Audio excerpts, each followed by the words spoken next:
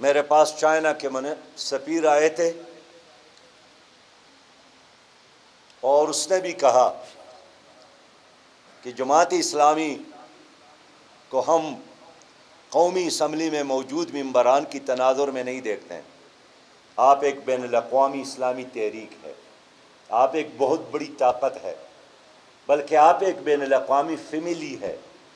ہم اس لیے آپ کے ساتھ تعلقات بنانا چاہتے ہیں کہ جماعت اسلامی کے ساتھ تعلقات کا مطلب دنیا بھر کی اسلامی تحریکوں کے ساتھ رابطہ ہے. آپ کے ساتھ نظریہ ہے، دوسروں کے ساتھ نہیں ہے. افغانستان کا دورہ اس نے کیا، واپس آیا، انہوں نے کہا کہ افغانستان کے ان 13 لیڈروں میں سے یہ بھی آپ کا ہے، یہ بھی آپ کا ہے، یہ بھی آپ کا ہے. وہ ایک ایک آدمی کو جانتے تھے. آخر میں کہا کہ یہ ایک دو کا نام لیا کہ آپ سے ذرا فاصلے پہ رہتے ہیں، لیکن ان کا اندر بھی آپ کی طرح ہے، ہم جانتے ہیں. میرے پاس یورپی یونین کا سفیر آیا، اس نے کہا کہ ہمارا مقابلہ بھی آپ کے ساتھ ہے. میں نے بتایا ہم تو 4 ممبران ہیں قومی اسمبلی میں اور میں ایک سینیٹر ہوں. انہوں نے کہا کہ نہیں، اس ملک میں پیپل پارٹی، مسلم لیگ اور پی ٹی آئی ہو، وہ ہمارے لوگ ہیں، وہ ہمارے پروگرام کو آگے بڑھا رہے ہیں، وہ ہمارے کلچر کو آگے بڑھا رہے ہیں، وہ ہمارے ورلڈ بینک اور IMF کے قرضے لے رہے ہیں، وہ ہمارے مقاصد کے لیے کام کر رہے ہیں. نام جو بھی ہو ان کا، آپ کے ساتھ ایک متبادل ہے. معاشی نظام آپ کے ساتھ، عدالتی نظام آپ کے ساتھ، ایک شاندار ماضی آپ کے ساتھ، ایک منظم بین الاقوامی تحریک آپ کے ساتھ، بے انتہا ایجوکیٹڈ لوگ آپ کے ساتھ، دلیل آپ کے ساتھ ہے. آج نہیں تو کل یہ ملک آپ کا ہے. میرے بہت ہی پیارے بھائیوں، ہم ایک ایسے لمحے میں اس وقت کھڑے ہیں کہ پاکستان میں موجود سیاسی جماعتیں بری طرح بے نقاب اور ناکام ہو گئے ہیں. اس کا نام پی ڈی ایم ہو، اس کا نام پی ٹی آئی ہو، اس کا نام پیپلز پارٹی ہو، اس کا نام مسلم لیگ ہو، یہ سب کے سب ایک سٹیٹس کو کے فیسیلیٹیٹر ہے. ان کے ساتھ کوئی انقلاب کا پروگرام نہیں ہے. گزشتہ دنوں جب فواد صاحب پی ٹی آئی کے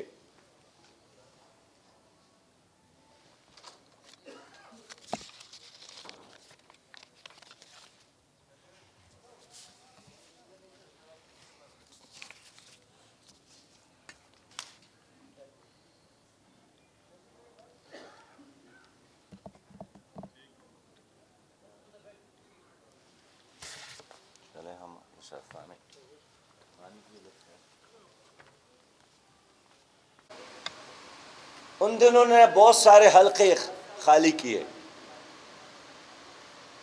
تو 8 حلقوں پر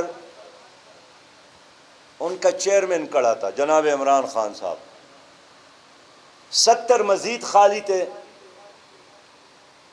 تو ان پہ بھی ان کی تجویز. میں نے ان سے پوچھا کہ ابھی آپ لوگوں نے استعفیٰ دیا، ابھی انہی حلقوں میں دوبارہ کھڑے ہو رہے ہیں، پھر ایک حلقے کے بجائے 7 حلقوں 8 حلقوں پر آپ کا چیئرمین کھڑا ہو رہا ہے. اس کے بعد پھر ضمن الیکشن ہوگا، اس لیے کامیاب بھی ہو جاتے ہیں، تو انہوں نے تو پھر ایک حلقہ رکھنا ہے، باقی تو چھوڑنا ہے. تو اس کا مقصد کیا ہے؟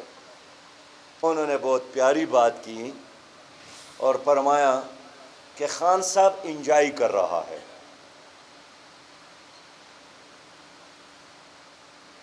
تو یہ زرداری صاحب انجوائے کر رہا ہے، یہ شہباز شریف صاحب انجوائے کر رہا ہے، یہ عمران خان صاحب انجوائے کر رہا ہے، یہ آپ کے یہاں کے جو سیاسی قیادت ہے یہ انجوائے کر رہا ہے. اس سے آگے ان کا کوئی مقصد نہیں ہے.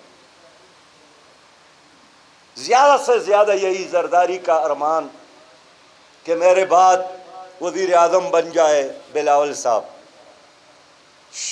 نواز شریف صاحب کا یہی ارمان کہ مریم صاحبہ بن جائے، شہباز شریف سوچتا ہے کہ حمزہ کے لیے کیسا میدان بنا لوں، مولانا فضل الرحمان صاحب بھی سوچتا ہے کہ اپنے شہزادی کے لیے کیسا میدان بنا لوں، اس سے زیادہ کچھ بھی نہیں، اس لیے کہ ان تمام لوگوں کو اللہ نے بار بار موقع دیا۔ یہ سودی نظام پر ایک ہے، 1839 کا ربا ایکٹ اس وقت بھی پاکستان میں موجود ہے۔ ہماری پوری معاشی نظام 1839 کے ربا ایکٹ پر قائم ہے، سودی نظام۔ حال یہ ہے کہ 1931 میں علامہ اقبال نے فرمایا تھا کہ این بنوک این فکر چالاک یہود تانور حق از بندے آدم ربود از سینہ آدم ربود، کہ بینکوں کا نظام تو یہودیوں کا نظام ہے تاکہ انسان کی سینے سے نور ختم کرے۔ اس نے فرمایا کہ تاتہ ہوا بالا نگردد ای نظام دین و دانش تہذیب سودائے خام، جب تک آپ سودی نظام کو تباہ اور برباد نہ کرے تو دین کی بات کرنا، تہذیب کی بات کرنا، دانش کی بات کرنا یہ سودائے خام ہے۔ لیکن آج پی ڈی ایم بھی ہے، ان کا امام حضرت مولانا فضل الرحمان صاحب بھی ہے، لیکن پاکستان میں شرعی سود میں اضافہ ہوا، 17 سے 20 اور 20 سے 21 اور اب 22.7% تک پہنچا ہے۔ یعنی جنوبی ایشیا میں سب سے زیادہ شرعی سود پاکستان میں ہے۔ ہم نے عدالت میں اس کا پیچھا کیا اور ہم کامیاب ہو گئے، ہم نے سینٹ اور قومی اسمبلی میں قراردادی پاس کروائیں، ہم نے جلسی جلوس اور ریلیاں کی، ہم نے شعور کو عام کرنے کی کوشش کی کہ سودی نظام اور پاکستان ساتھ ساتھ نہیں چل سکتا، یہ اللہ کے ساتھ جنگ ہے، یہ رسول اللہ صلی اللہ علیہ وسلم کے ساتھ جنگ ہے۔ اسلامی نظریاتی کونسل، وفاقی شرعی عدالت کا فیصلہ، 1973 کے آئین کا فیصلہ، پاکستان بنا تو 1948 میں سب سے پہلا آرڈر قاضی اعظم محمد علی جناح نے اسٹیٹ بینک کے گورنر کو یہی کیا تھا کہ سودی نظام کے مقابلے میں اپنا نظام بنایا جائے جو قرآن اور حدیث پر مبنی ہو۔ یورپ اب سود کے خلاف ایک نئے نظام کی طرف جا رہا ہے۔ جاپان میں شرعی سود 0 ہو گیا، لیکن کیا پیپلز پارٹی اور کیا مسلم لیگ اور کیا پی ڈی ایم اور کیا جے یو آئی، ان کو حکومتیں ملی ہے اور بار بار ملی ہے، انہوں نے سودی نظام کے خاتمے کے لیے کچھ نہیں کیا، اس لیے کہ اس نظام کے یہ چوکیدار ہے۔ اب ہم کیا چاہتے ہیں؟ منشور ہمارا کیا ہے؟ اللہ نے ایک دن بھی حکومت دی تو ہمارا پہلا کام یہی ہوگا کہ پاکستان میں سودی نظام کا خاتمہ کریں گے انشاءاللہ تعالی۔ ہمیں خیبر پختونخوا میں جزوی موقع ملا تھا تو ایک فائنانس منسٹر کی حیثیت سے ہم نے پہلا کام یہی کیا تھا کہ خیبر پختونخوا میں سود پر ہم نے پابندی لگائی تھی اپنے خیبر بینک کے تحت، اور اس کی برکت سے خیبر پختونخوا ایک قرض فری صوبہ بن گیا تھا۔ آج خیبر پختونخوا پر 1000 ارب سے زیادہ قرضہ ہے۔ عدالتی نظام بھی وہی ہے، نام people party P T I یا پی ڈی ایم جو بھی ہو، وہی چیف جسٹس ہے اور وہی انگریز کی کتاب ان کے میز پر موجود ہے۔ میں 111 دن پاناما لیکس کے دوران عدالت گیا ہوں، ایک بار بھی میں نے جج کو نہیں سنا ہے کہ ان نے اپنی تقریر کا آغاز بسم اللہ الرحمن الرحیم سے کیا۔ یہ خوش ہیں، یہ چاہتے ہیں کہ بس ججز ہمارے مرضی کے مطابق فیصلہ کرے، یہ چاہتے ہیں کہ نیب ان کے مرضی کے مطابق فیصلے کرے، یہ چاہتے ہیں کہ قومی اسمبلی ان کے مرضی کے مطابق چلے، یہ چاہتے ہیں کہ اسٹیبلش ان کے مرضی کے مطابق چلے، لیکن حقیقت میں یہ سب کے سب ایک پیج پر ہے کہ جس نظام سے پاکستان کے لوگوں نے جہاد کر کے آزادی حاصل کی اور پاکستان بنایا، اسی نظام کو قائم رکھا جائے۔ انگریز چلا گیا، اس کا نظام ایز اٹ از موجود ہے۔ ٹرانسجنڈر بل انہوں نے لایا، یہی 3 پارٹیوں نے اس پر اتفاق کیا۔ IMF کے قرضے، ان 3 پارٹیوں کا اس پر اتفاق ہے۔ اس دن PTI کے ایک آدمی سے کسی نے پوچھا کہ چلے اگر پھر اللہ آپ کو حکومت دے تو آپ کیا کریں گے؟ انہوں نے کہا کہ پہلے بار ہم IMF کی طرف جانے میں تاخیر کر گئے، اس بار حکومت ملی تو ہم بر وقت ان کے ساتھ مذاکرات کریں گے۔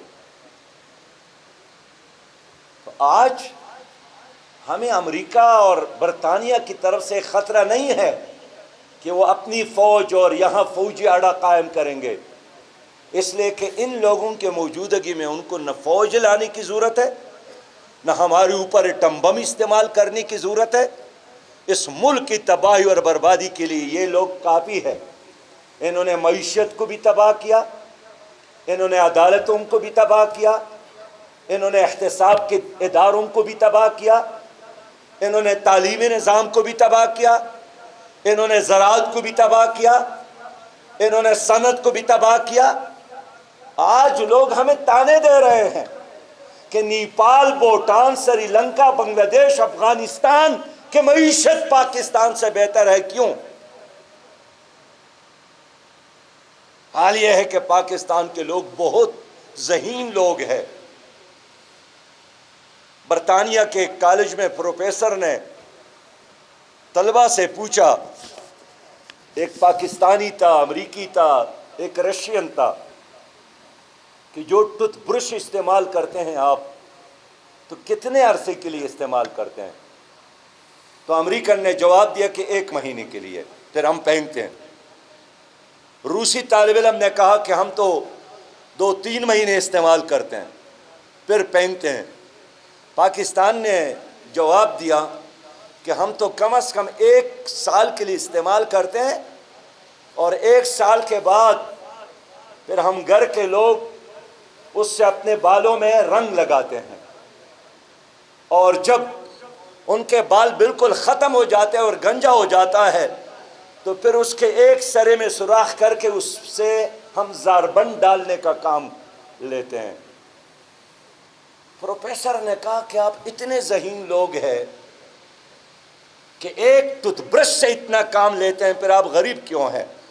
تو انہوں نے چیلنج کیا کہ آپ زرداری صاحب، شہباز صاحب اور عمران خان صاحب کو اس برطانیہ پر 1 مہینے کے لیے مسلط رکھے، اگر آپ لوگوں کی یہ رونقیں اور یہ خوبصورتیاں اور یہ دولت اور یہ خوشحالی ختم نہ ہوئی تو پھر آپ ہم سے پوچھنا کہ پھر وجہ کیا ہے۔ ان لوگوں کے موجودگی میں ہمیں اور کسی چیز کی ضرورت نہیں ہے بربادی کی۔ ان لوگوں نے ہر وہ کام کیا جو مغرب ان سے لینا چاہتے تھے۔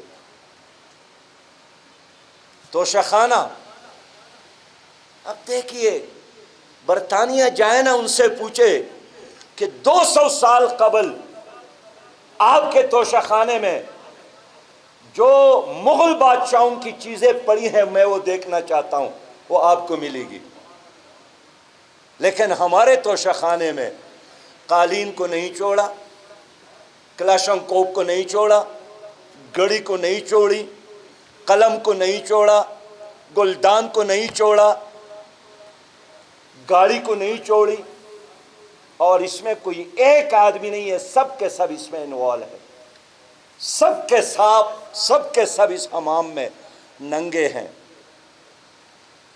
ظالم ٹولہ مسلط ہے، کرب ٹولہ مسلط ہے۔ آج بجلی کی قیمتوں میں اضافہ کیا، اور کتنے اضافہ کیا؟ 7 روپیہ سے زیادہ فی یونٹ۔ اب دیکھیں گے کہ 1 یونٹ کے استعمال کے لیے آپ کو 60 روپیہ دینا ہوگا۔ اس حکومت نے جاتے جاتے وقت وہ کوڑے آپ کے کوپڑیوں پر برسائیں، وہ ظلم کیا، حال یہ ہے کہ ہمارے ملک میں تو 5 دریاں بہتے ہیں، پھر کیوں بجلی کی شارٹیج ہے؟ ہمارے ملک میں تو کروڑوں ڈالر کا کوئلہ موجود ہے، پھر کیوں یہاں بجلی کی شارٹیج ہے؟ وجہ یہی ہے کہ کارخانہ دار، ملوں کے مالکان، سرکاری بنگلوں میں رہنے والے بل ادا نہیں کرتے۔ میں ایک قومی اسمبلی کے ممبر کو جانتا ہوں، ان کا شوگر مل ہے، اس پر 3 کروڑ روپیہ وابڈا کا قرض ہے۔ ان کے ساتھ بات چیت کی تو طے یہی ہوا کہ ہر مہینے آپ 300 روپے ادا کریں گے۔ اب 300 روپیہ اور 3 کروڑ کا قرض تو قیامت تک بھی وہ کس سے یہ حاصل کریں گے؟ آپ سے۔ یہ بڑے بڑے کمشنر ہاؤسز، یہ بڑے بڑے ڈپٹی کمشنر ہاؤسز، یہ بڑے بڑے جرنیلوں کے بنگلے، یہ مغل بادشاہوں کی طرح زندگی گزارنے والے بازاروں سے گزرتے ہیں تو شاید بہادر شاہ ظفر بھی یہ پروٹوکول نہیں لیتا تھا جس طرح آپ کے یہ بڑے لوگ لیتے ہیں۔